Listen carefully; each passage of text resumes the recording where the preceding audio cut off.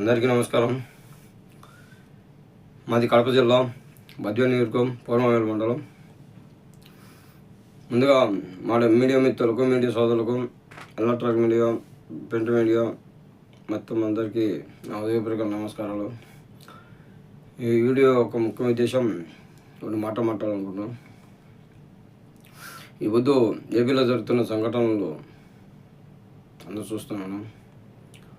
ఒక్కొక్కరు చూడకపోతే నాకు 30 ఏళ్ళ చరిత్ర, 40 ఏళ్ళ చరిత్ర, 70 ఏళ్ళ చరిత్ర అని చెప్పుకోవడం తప్పితే ఇంతవరకు ఏం వరకబెట్టింది ఏం లేదు. ఈనాడు జనసేన పార్టీ అధ్యక్షుడు కొడిదేల పవన్ కళ్యాణ్ గారు అదే 2019లో 2 చోట్ల ఓడిపోతే 2 చోట్ల ఓడిపోయాడు, యాడున్నాడు, పారిపోతాడు అని చాలా వ్యాఖ్యలు జరిగింది. ఆనాడు 2 చోట్ల ఓడిపోయినా కానీ ఒకే ఒక్క చోటు గెలుచుకున్నా కానీ నిలబడి ఇంతవరకు పేద ప్రజలకు న్యాయం చేశాడో మేము అందరూ చూసే ఉంటాం.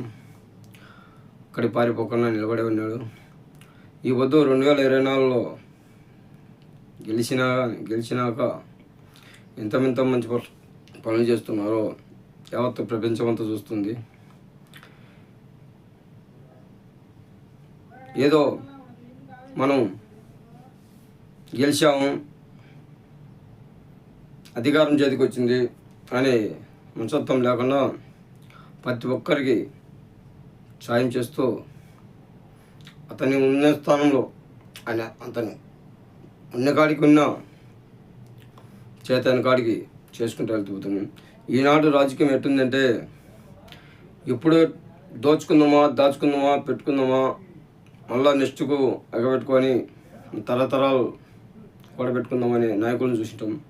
ఈ పొద్దు మా నాయకుడు, మా అధ్యక్షుల వారు చూస్తుంటే అతను చేస్తూనే మంచి పనులు అయితే అతనికి ఫిదా అయిపోతున్నారు అందరూ కూడా. ఇప్పటికైనా ప్రజలారా ఎప్పుడైనా తెలుసుకోండి. ఒకరేమో నాది నా 70 ఏళ్ళ చరిత్ర అని ఒకరంటారు, అధికారం వస్తేనే చేస్తాము, అసెంబ్లీ పోనరా బాబు అంటే అసెంబ్లీకి పోకుండా, ప్రతిపక్షంలో ఉన్నప్పుడు అసెంబ్లీ పోకుండా బయట ఉండి అధికారంలోకి వస్తేనే ఏదో పొడుస్తామంటారు. అధికారంలోకి వచ్చినా రాకపోయినా మా నాయకుడు పవన్ కళ్యాణ్ గారు జనాల మధ్యలో ఉండి జనాల్లో ఉండి ప్రతి ఒక్కరికి సాయం చేస్తూనే వస్తున్నాడు. ఏమి ఊరికాడు కొల్ల కొట్టుకునేది కాదు, ఏం కాదు. రెక్కల కష్టంతో చెమట ఓర్చి చేసి